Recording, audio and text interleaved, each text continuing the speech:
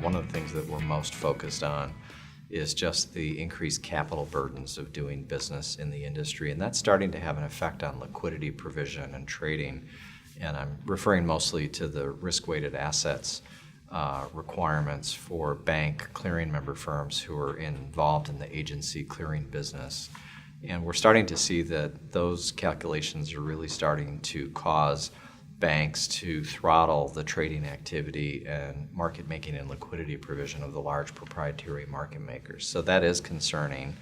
That's a more recent phenomenon. But obviously I think we continue to have a lot of growth, competition, innovation in the industry. So I think the long-term prospects for the industry are positive, but capital burdens are among the chief, I think, concerns in the industry. There was such an emphasis on leverage in the system, deleveraging, making sure that there were more stringent capital requirements. And while I support that, I just think that we have so many layers of capital now throughout the entire system that I think it's becoming quite burdensome. And so I think now, as we approach almost the 10-year mark since the financial crisis and some number of years since Dodd-Frank and all the rulemaking, it's a good time to kind of step back and say, did we achieve all the things that we were hoping to achieve through Dodd-Frank reform? And what are the areas where perhaps we're either not achieving what we were intending, or there are unintended consequences that are actually having an impact? And I talked about the risk-weighted assets issue earlier. That's having an impact. It's not a risk-based calculation methodology. And so there are opportunities for refinements that can be meaningful to the health of our industry and the health of our ecosystem. And so that's one of them. I think the other thing is that, and it's natural, but we went from, an environment where we were moving toward principles-based regulation toward, no, that can't work. We need to have highly prescriptive, almost micromanagement of highly regulated entities. That doesn't work too well either. You've got to have a fair balance where people can actually run their businesses, be accountable, adhere to the right regulatory standards.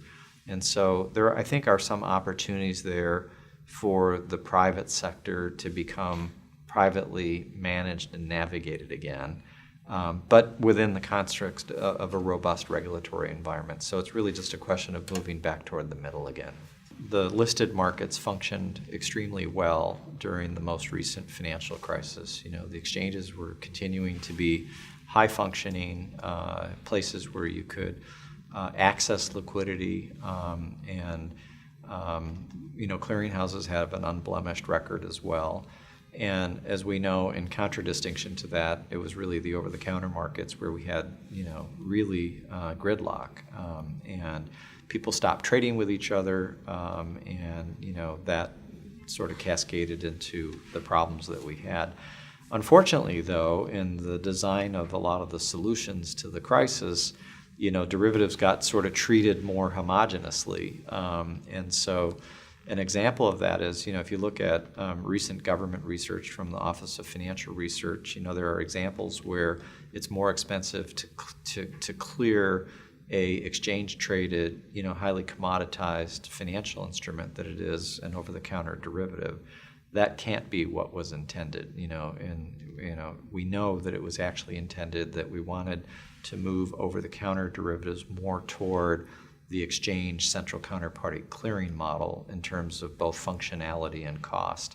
So that's, I think, a concern, and something that we pay a lot of attention to, and another area where I think smarter regulation might produce a different result.